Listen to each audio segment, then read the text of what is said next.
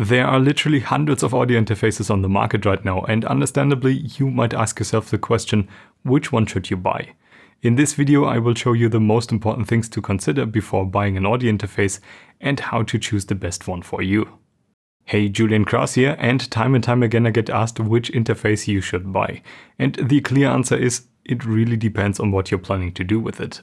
I know that's probably not the answer you want to hear, but recommending any interface without even knowing what you're trying to do with it makes hardly any sense. And this actually brings me to my first point. Before even looking at different interfaces, ask yourself the question, what are you going to use the interface for? Are you planning to record music in your home studio? Do you want to use the interface in a live streaming setup? Or do you want to record a podcast on the go? All these different scenarios will influence your buying decision, so make sure you know what you want to do with the interface, because this has a major impact on the features and specifications that your interface should have. Now you might wonder which specs and features you should look out for. That's a good question. Let's go through the most important ones, and while we're on it, I'm going to explain when and why these points should be taken into consideration. Probably the most important difference between different interfaces is the amount of in and outputs, and this is already a huge decider. Let's say you want to record a podcast with 4 guests, then you would need an audio interface that has at least 4 microphone inputs. Do you want to connect 2 separate pairs of studio monitors or want to have 2 separate sets of headphones connected?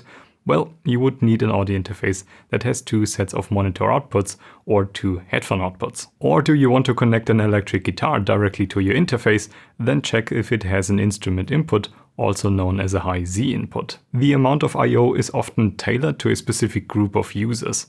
For example, if you're a singer-songwriter, you might be happy with an interface that has just 1 microphone input and 1 instrument input. The next step up is typically an interface with 2 microphone inputs, which gives you a bit more versatility. And going upwards from there are really no boundaries in terms of I/O. For example, if you plan to record a whole band, then you probably want to get as many microphone inputs as possible, and even additional outputs might be beneficial. One thing to also look out for is the type of connection offered. For example, some interfaces use an RCA output, which is an unbalanced connection. Some interfaces offer TRS outputs, which is a balanced connection, and some of them even offer both.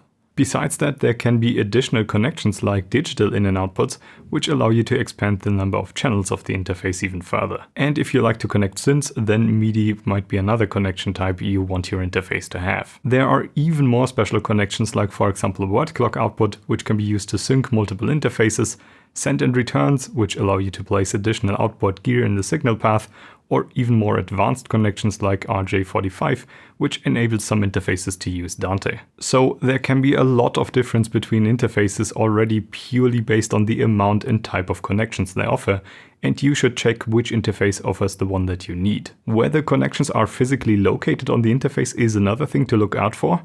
If you like a tidy look on your desk, then you want to maybe route all your cables behind your desk, and then you might prefer an interface that has all the in and outputs on the backside. If you want to have an easier access because you more often change your microphones, then having the mic inputs on the front might be beneficial. And this brings me to the next point. Interfaces come in all kinds of form factors, and while many people tell you that size does not matter, for interfaces it does.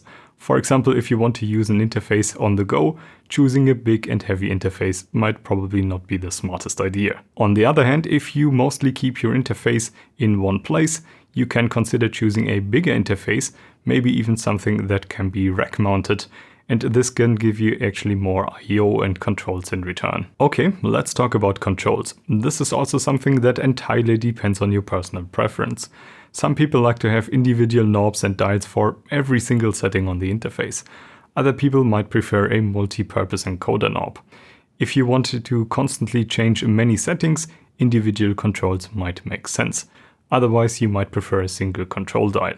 That's up to you. Many interfaces also have the controls on the front, and some of them have it on the top.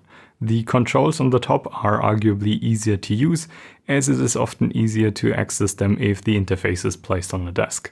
But what is also quite common is that you set up the interface below a PC monitor on your desk, and then you can save some space, and in this configuration the controls on the front make much more sense. Besides manual controls, more and more interfaces also give you the option to control most of their settings via software.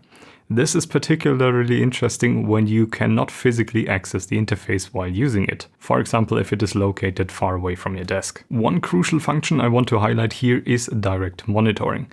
This allows you to directly listen to your inputs in real time, and that can be very useful when you directly want to hear what your recorded audio sounds like. With that feature you can also hear yourself while singing, which can help you to nail your performance. Some interfaces have a simple on-off button to enable that, and that's already great to have. But even better is when you have a dial that allows you to dial in the exact amount of audio you hear from your input and the playback music from the interface. And even better is a full control over the mix via software, but I'll get into that a little later. Direct monitoring is one of the more important features to have, and I would also check how this is implemented on the interface you want to buy. Quick note on phantom power, that's typically 48 volts, which you need to power condenser microphones. Nearly all interfaces these days have that, but many of them let you only toggle the phantom power for multiple channels at once. If you plan to use a mix of condenser, which need phantom power, and dynamic microphones, which do not need phantom power, it's nice to have the option to toggle phantom power for each XLR input individually. Not necessarily a must-have feature, but always appreciated. One more thing to look out for in an interface is how it is powered.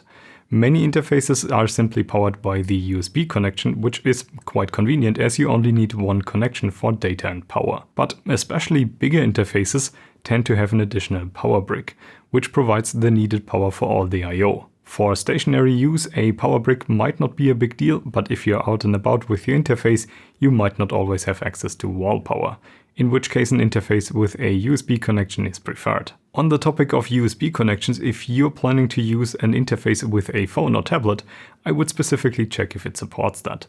Many USB interfaces these days are plug and play, even with smartphones, but better double check just to be sure. While we're still on the hardware side, I would also like to mention build quality.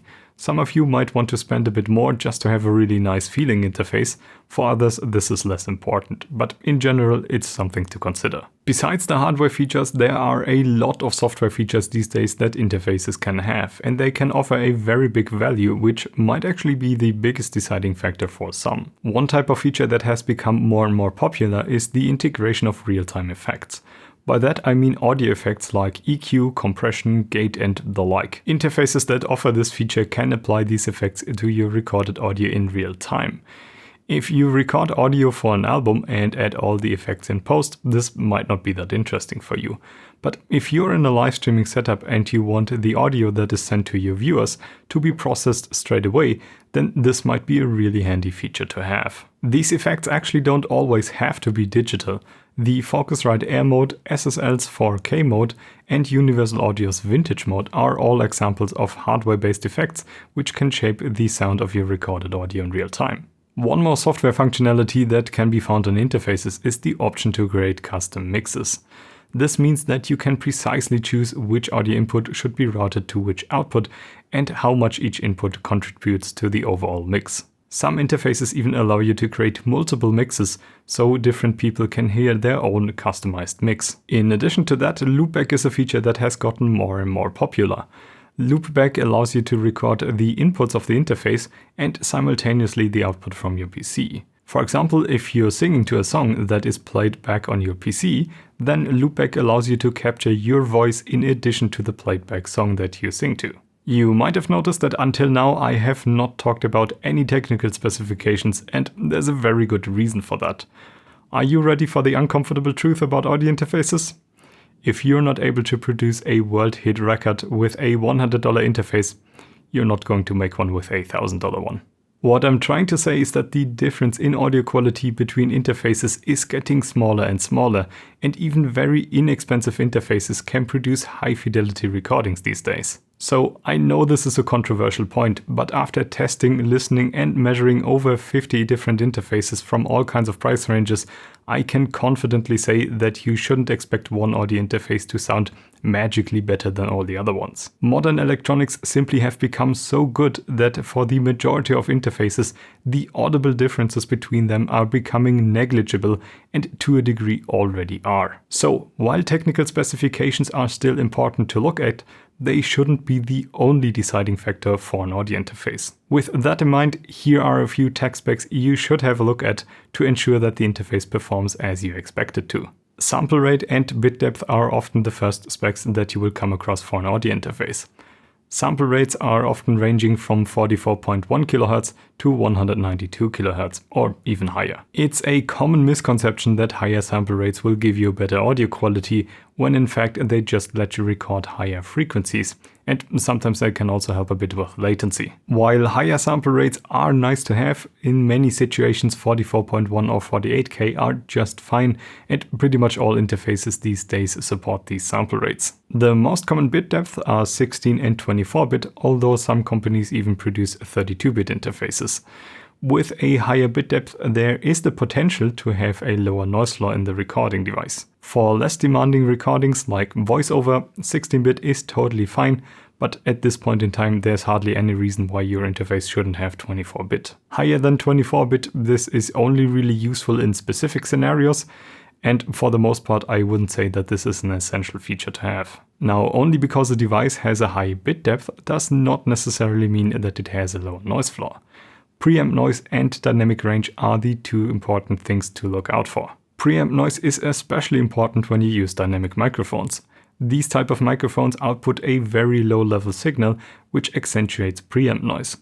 To get the lowest noise recordings with dynamic microphones, you want your interface to have at least around -125 dBA weighted.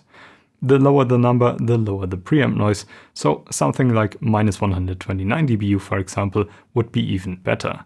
With such low noise, there's also no need for an additional inline preamp like a Cloudlifter, Fathead or DM1. When you use condenser mics, the preamp noise is much less important because the noise floor is actually limited by the microphone itself.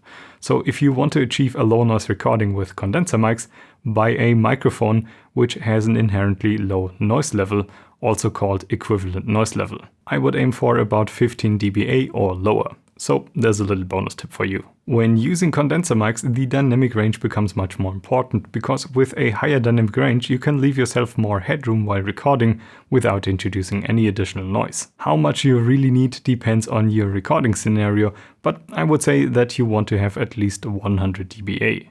Luckily, the majority of interfaces these days can provide that just fine. A dynamic range lower than that definitely isn't the end of the world, but you will have to make sure that you set your gain more carefully to avoid noise in your recording. The amount of gain an interface provides is usually not that important, but there are some cases where it becomes relevant. This is mostly the case when you use very low sensitive dynamic microphones and you don't have the chance to amplify your recording in post. In these cases, you want to make sure that the interface has enough gain to bring your microphone up to a proper recording level. Sadly, the gain numbers that are stated by the manufacturers are virtually useless to compare the gain correctly, and I've made a whole video about this topic. But in short, here's the gain compared of all interfaces I measured so far. All the interfaces in the green and blue category should amplify your microphones just fine. With interfaces in the yellow category, they might need some more additional gain in post. One thing that can change the sound of an interface quite a lot is the output impedance of the headphone output, especially if you use headphones that have a lower impedance. Ideally, the output impedance of the headphone output should be as low as possible. I would say anything below 2 ohms is good. Sadly, this is not something that is always stated by the manufacturer, and I highly recommend to have a look at some technical reviews that measure this specification. Besides that, you also want to make sure that your headphones get loud enough. For that, check out how much power the interface provides for the headphone output. How much power you really need depends heavily on the headphones you use, but in general I would say that if the interface provides about 20 milliwatts at your headphone's impedance, there's a very good chance that it will be loud enough. If your headphones have a higher impedance, about 150 ohm or higher, or a low sensitivity, or maybe even both, then I highly suggest to check out this spec, because not all interfaces will be able to drive these kinds of headphones to loud listening levels. Generally, if you're on Windows, I would check if the interface supports ASIO. Most interfaces do, but better be safe than sorry. ASIO allows you to reduce latency considerably compared to the default Windows audio driver, and this can make the interface feel much more responsive. If the interface does not have any integrated processing, the audio needs to be sent to your computer, is processed there and then sent back to the output for you to listen to. The time it takes to do that is referred to as a round-trip latency, and if you want to listen to your audio processed with effects on your PC in real time, like for example when you use the interface as an amp sim, then this can be important for you. Most interfaces these days have a decent RTL, but if that's super critical for you, you might have a look at this more closely. Sadly, this information cannot be found in any spec sheet, and you only get this from more technical reviews. There are of course a lot more technical specifications, but in my opinion these are the most important ones because they have the most impact on sound quality today. More detailed specs like distortion and jitter are great to look at as well, but as long as the interface is not terribly designed, they play much less of a role in terms of sound quality. I know it has fallen a bit out of fashion, but I also highly recommend to have a look at the manual of the interface you consider buying. You will be surprised by how much useful information can be found in there. If you've already narrowed down the possible candidates, it is important to have a look at some reviews. I'm flattered if you choose to check out mine, but also check out other people's reviews to get multiple takes on the device. Reviews can give you some additional information about a product that you won't find on any website or spec sheet, and even more importantly, highlight the points that have worked well or not so well for other people. I know it's nice to have a look at 5-star reviews raving about a product, but maybe also check out the 1-star reviews to get a feeling of which kind of problems other people came across. Also see if you can spot a trend there. If there are multiple people reporting a certain issue, you have to evaluate if that's something that could also have an impact on you. If you're planning to buy an interface, it can also make sense to check out which kind of software is bundled with it. Oftentimes you can get some kind of a free DAW and or effects that might be of value to you. The last point I want to mention here is design. Yes, design. Even that plays a role in choosing an interface. In my opinion, it shouldn't be the #1 priority, but if you checked all the things I mentioned before and you found more than one interface that fits your needs, there is nothing wrong to choose the one that looks best in your setup. Now that you have an overview over all these specs and features, let me quickly recap how you find the best audio interface for you. Step 1, know what you want to use the interface for. This is absolutely crucial to make a proper decision. So think about what you're planning to do with the interface first before rushing out and looking at stuff. Step 2, based on your use case, identify the features and specifications that you want your interface to have. Start with the amount and types of in and outputs and then think about the additional things you expect from your interface. For example, if you use very low sensitive dynamic microphones, you might want to have an interface that has very low noise preamps. If you're in a live streaming scenario, you might want to have real-time audio processing. If you want to record on the go, a small form factor might be important for you, and so on. So depending on your use case, find out the things that you want your interface to have, be it technical specification or a specific feature. Step 3, search for interfaces that meet your criteria and budget. With the aforementioned things in mind, check out your favorite gear store and see which interfaces have the specs and features that you need. At this stage, I would also eliminate the interfaces that are way out of your budget. I know it's really nice to have a look at an interface that easily fulfills all your needs, but if it's unobtainable for you, there's really no benefit at looking at it. You must resist gear acquisition syndrome. It's hard, I know. Step 4, look up reviews of the selected interfaces. After all the previous steps, you should be left with a small selection of audio interfaces, and the next thing to do is to have a look at some reviews. This shows you what other people think about the interface and often brings up points that you haven't even considered yet. Step 5, decide which interface is best for you. Now, this is the most difficult part. After doing all your research, you are typically left with a couple of interfaces to choose from. I would say go with the one that provides the best price to performance ratio for you, or the one that you have the feeling that you will use most often. An interface with the best specs and features is worth nothing if you don't like to use it. That's how you choose an audio interface. I know it's easier said than done, but who said choosing an audio interface is easy? Step 6, create awesome content.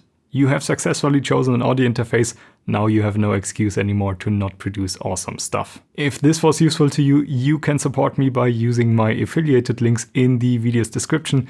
This doesn't create any extra cost for you, but it generates a bit of kickback for me to keep the channel running. I've put all the interfaces that I've reviewed in the last few years in there. And if you want to support me directly, you can also have a look at my Patreon. If you're interested, you can also check out a particular review of an audio interface on my channel, and feel free to subscribe for more content like this. Also, let me know in the comments what you're looking out for when buying an interface. Happy recording, and I will see you all in the next one.